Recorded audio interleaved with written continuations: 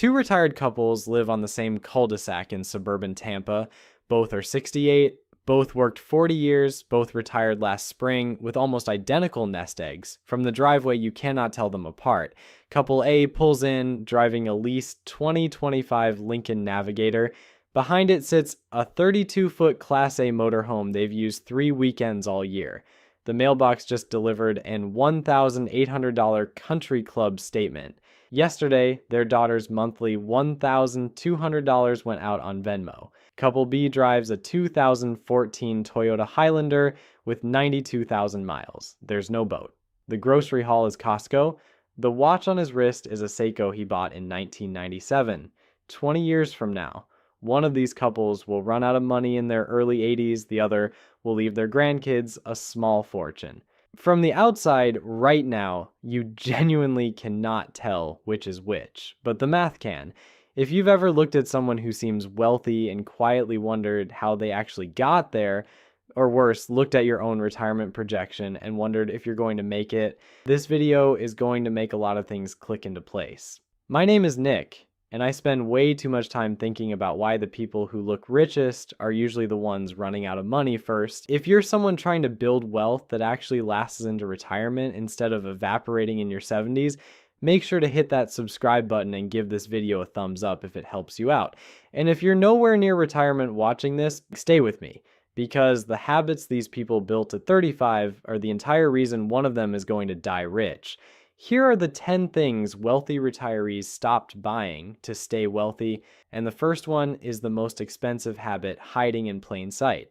Number 1, a new car every 3 years. The average new car loses about 20% of its value in year 1 and roughly 60% by year 5. On a $50,000 SUV, that's $30,000 in depreciation gone, whether you drive it or just stare at it lovingly in the driveway. Wealthy retirees know this number cold. The middle class doesn't, which is exactly why the middle class keeps trading in. Here's the part that stings. Thomas Stanley, the guy who wrote The Millionaire Next Door, found that more millionaires drive Toyotas than BMWs. About 37% of millionaires he surveyed bought their car used. Only 23% drove a current model year. Stanley's killer stat: the typical American spends roughly 30% of their net worth on a vehicle. Millionaires spend about 1%. Now compare that to your typical income affluent retiree. The dentist on his 4th leased BMW since 2019. Every 3 years he rolls his old loan into a new one. The payment stays around $850 a month. The lease never ends. And somewhere in there he convinced himself he was getting a deal. He is not getting a deal. He is renting status at $850 a month from a man in a polo shirt. If you swap a 3-year trade-in cycle for a 10-year hold starting at age 50, the avoided depreciation plus the opportunity cost of investing the savings adds up to roughly $400,000 by age 80. That's not a car. That's a second retirement. Number 2, boats, RVs, and the trophy vehicles of regrets. Speaking of expensive things that mostly sit still, let's talk about boats. You know the line. The 2 best days of owning a boat are the day you buy it and the day you sell it. It's a cliche, because every retiree who's ever owned one nods grimly when they hear it.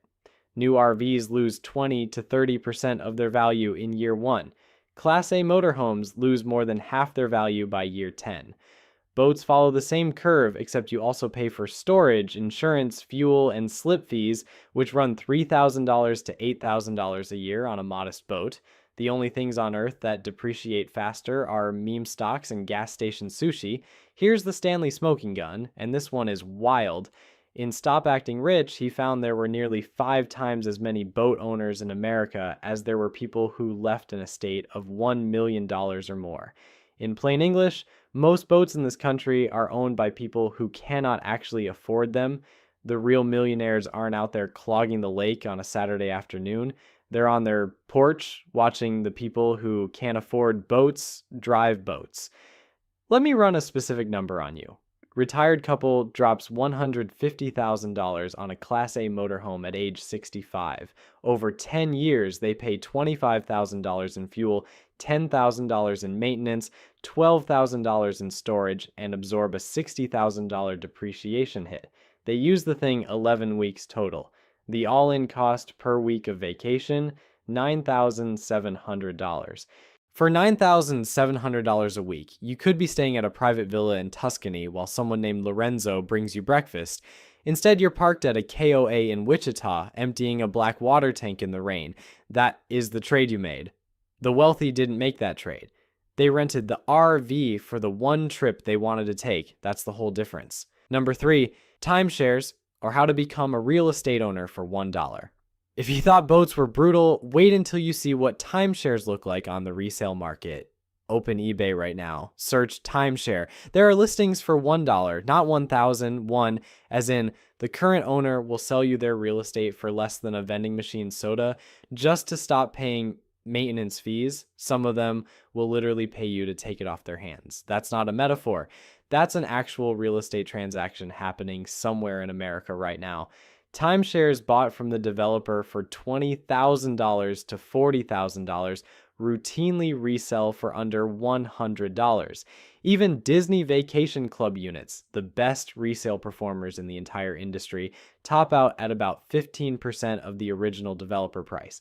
And every year, the maintenance fees keep coming. $900 to $3,000 annually, rising forever, even after you die.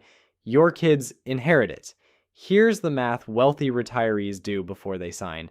$15,000 up front plus $900 a year in fees for 15 years equals $28,500. That works out to $271 per night for a hotel room you can only use at one location. The Marriott down the street is $189 with free breakfast, and nobody trying to corner you at a sales seminar. The timeshare industry is, by total dollar volume, one of the largest real estate investments Americans make every year, which means it's also one of the largest categorical wealth transfers in the entire country.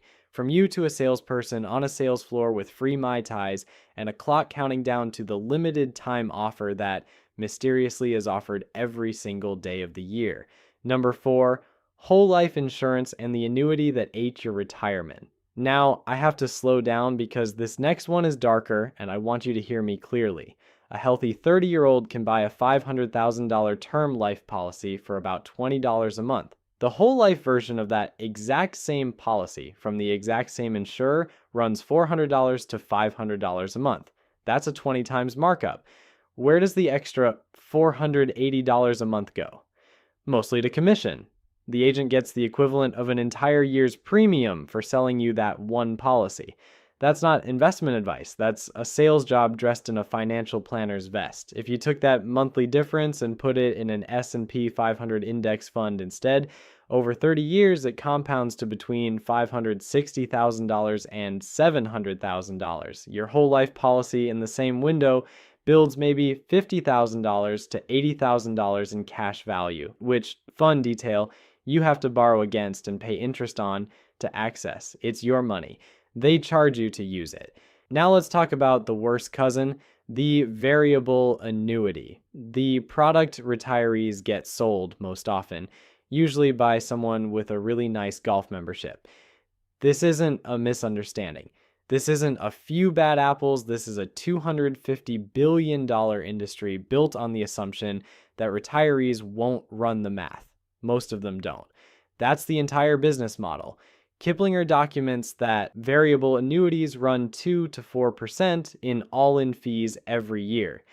The financial planner John Stevenson published a case study of one Pennsylvania client paying nearly 4% annually on a $1.7 million variable annuity. The product generated $88,000 a year in guaranteed income. A comparable product with a 1% fee structure would have generated $177,000.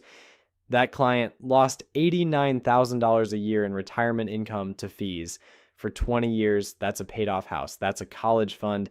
That's a grandchild's down payment vaporized into commissions by someone who shook her hand and called her dear. The wealthy retirees rule is simple. If the person selling it is on commission, the product isn't built for you, it's built for them. Number 5, the second home you swear you'll use. Speaking of products built to make somebody else rich, let's talk about the fantasy purchase that takes down more retirees than almost any other. The vacation home. The pitch sounds beautiful. We'll use it 10 weekends a year. The grandkids will love it, and we can rent it out when we're not there. Every word in that sentence is a lie you're telling yourself. Here's what actually happens. You buy a $400,000 lake house at 65. Property taxes, insurance, HOA, and lawn service run $16,000 a year before you've spent a night there. Furnishings on day 1, $25,000. A new roof in year 7, $18,000. The HVAC dies in year 9, $9,000. You use it 3 weekends in year 1 because furnishing it took the entire summer. 2 weekends in year 2. By year 5, your kids are busy, your knees hurt, and the drive feels longer every time. Stanley's data on this is clear. The income affluent buy second homes. Real millionaires rent for the 1 month a year they want to be there. Same view, same lake. None of the maintenance, taxes, headaches, or sunk capital. A $400,000 lake house at 7% lost return for 20 years is $1.5 million you could have left to your grandchildren. Instead, you left them a dock that needs replacing. Number 6, the country club. Here's where I have to tell you the uncomfortable truth this entire video has been building toward. The wealthy retirees who stay wealthy aren't doing this because they're frugal, they're not doing it because they're cheap, they're doing it because somewhere around age 45, they sat down, ran the math on every recurring expense in their life, and they were horrified by what they found. Once you see those numbers, you can't unsee them. And once you can't unsee them, you stop buying things. Not because you're disciplined, because you're scared. Which brings us to the country club. And I'm sorry in advance because this one is going to sting. In 2024, the National Golf Foundation reported that median country club initiation fees rose from $29,000 to $50,000 between 2019 and 2022. A 72% jump in 3 years. Annual dues at a mid-tier club run between $1,500 and $10,000. Add cart fees, locker fees, guest fees, and the quarterly food minimum. The food minimum, by the way, is a delightful invention where the club forces you to spend a certain amount on dining every quarter just to keep your membership active. So if you didn't eat there enough, you have to show up at the end of the quarter and eat $200 worth of Cobb salad you didn't want. To maintain your exclusive status as an adult with your own money that you earned, realistic all-in cost for a retired club member, $15,000 to $25,000 every year, forever. Say you play 30 rounds a year at $20,000 in dues. That's $667 per round. The same course charges $50 to guest players. You are paying 13 times the per round cost for slightly better tee times and the right to say at the club at parties. That's not a hobby. That's a subscription to feeling important. Number 7, the monthly Venmo to your adult kids. We have to talk about this one because it's the trap nobody admits to. According to a 2025 savings.com study covered by CNBC, half of all American parents with adult children are providing regular financial support. The average is $1,474 a month. That's $17,688 a year. The same study found that 46% of those parents are funding their adult children's vacations. You worked 40 years, you retired with $1.4 million, and then you started transferring $17,000 a year to a 28-year-old who's currently posting from Barcelona. I want you to feel this one for a second. You skipped vacations, you drove the same car for 12 years, you said no to the kitchen remodel, you ate at home. You worked through migraines. You missed your son's 3rd grade play because of a deadline. You did all of that. And now, in the years that were supposed to be yours, you are transferring $1,474 a month to someone who has never paid a utility bill on time. I'm not telling you to abandon your kids, but the math is the math. $1,474 a month for 10 years of retirement is $176,000. At a 4% safe withdrawal rate, sustaining that indefinitely requires an extra $4.4 million in your nest egg. You don't have that cushion? Almost nobody does. Which means every month you are quietly setting your own retirement on fire to fund a lifestyle your kid would otherwise have had to actually earn. The wealthy retirees' rule on this is clear: episodic, not routine, a wedding gift, a down payment, an emergency medical bill, those are fine. That's what generational wealth looks like. But the standing monthly transfer, that's not love. That's a hostage situation where you're paying your own ransom. Number 8, the status watch and everything it represents. After something that heavy, let's pivot to something a little more absurd. Stanley's original 1996 study found that 50% of American millionaires had never paid more than $235 for their most expensive watch. Half had never paid more than $399 for their most expensive suit. Half had never paid more than $140 for a pair of shoes. Only 1% had ever paid $15,000 or more for a watch. In the 2009 follow-up, Stop Acting Rich, Seiko was the #1 watch brand among American millionaires at 19.5% market share. Rolex was second at 15.4%. Stanley noted that millionaires who actually wore Rolexes usually received them as gifts and were generally embarrassed to wear them. Embarrassed to wear the Rolex. The guy paying $20,000 for a watch and $4,000 for a suit isn't the millionaire. He's the guy trying to look like one. Stanley had a whole term for this demographic: the pseudo-affluent. Income rich, asset poor, confused about which one is which. Wealthy retirees understand something the pseudo-affluent never figure out. The audience you used to dress for, clients, colleagues, networking events, the boss, is gone. Retired, done, vanished. The only person looking at your watch now is the cashier at the pharmacy, and she does not care. Number 9, death by 1,000 subscriptions. This one snuck up on every generation at once, and it's quietly eating retirements alive. A 2021 study by the consulting firm West Monroe found that the average American spends $273 a month on subscriptions. The average American thinks they spend $62, a $211 a month gap between what people actually spend and what they believe they spend. People are off by over $2,500 a year on something they technically chose on their own accounts with their own credit cards. The streaming service you forgot you subscribed to is, right now, charging you $14.99 a month to host a show you watched in 2022. Then there's the convenience app tax, which is its own special hell. DoorDash typically marks up menu items 10 to 20% above in-store, then adds a service fee, then a delivery fee, then asks you to tip a person who is technically not their employee. A $15 restaurant meal turns into $30 to $35 delivered.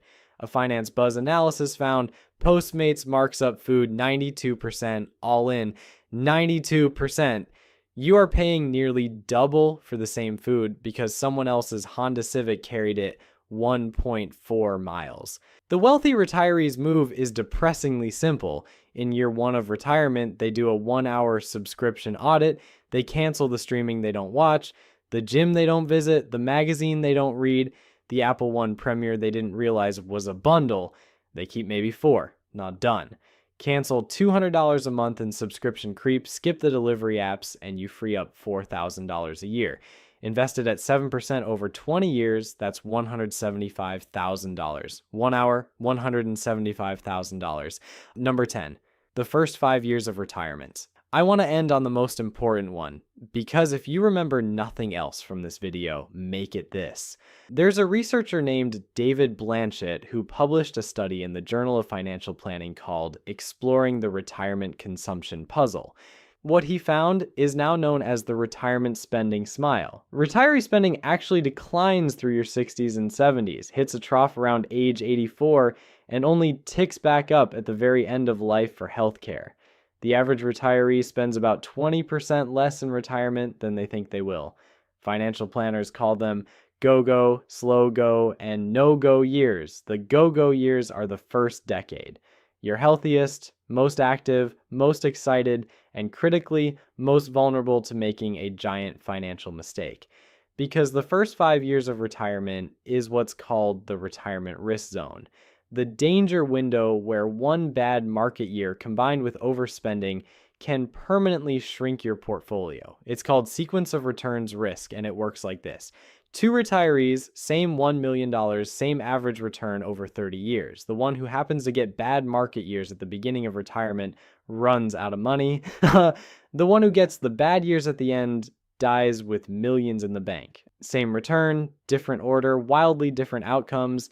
This is why wealthy retirees defer the trophy purchases. The bucket list cruise, the lake house, the new Mercedes, the boat. They don't pull the trigger on those in year one. They wait 3 to 5 years. They let the risk zone pass. They make sure the math is still working before they spend the windfall. Everyone else retires on a Friday and puts $80,000 on a Mercedes by Monday. They spend years 1 through 5 on the boat, the RV, the kitchen remodel, the European tour, and they quietly cross their fingers that the market behaves. The market does not care about your fingers. So here we are. You don't need to skip all 10 of these. You probably can't, and honestly, you shouldn't try. Retirement is supposed to be enjoyable. The point isn't to spend nothing. The point is to stop hemorrhaging in the categories that don't actually improve your life. Cut 3, that's it. Drop the new car cycle, walk away from the country club, cancel the monthly Venmo. That's $47,000 a year you've stopped lighting on fire. Over 20 years of retirement, you've preserved over $2 million in compounded wealth. That's the entire gap between couple A and couple B on the cul-de-sac. Same income, same starting nest egg, same lifestyle on the surface, but couple B is going to die rich. And couple A is going to spend the last 5 years of their life quietly running the numbers, wondering if they should sell the lake house, wondering if they can ask their daughter to stop accepting the Venmos, wondering how the math got away from them when they were so sure it wouldn't. The wealthy retirees who stay wealthy don't have a secret. They have a list of things they refuse to buy. Most people watching this video will agree with everything in it and then change nothing. They'll buy the boat anyway, the math doesn't care.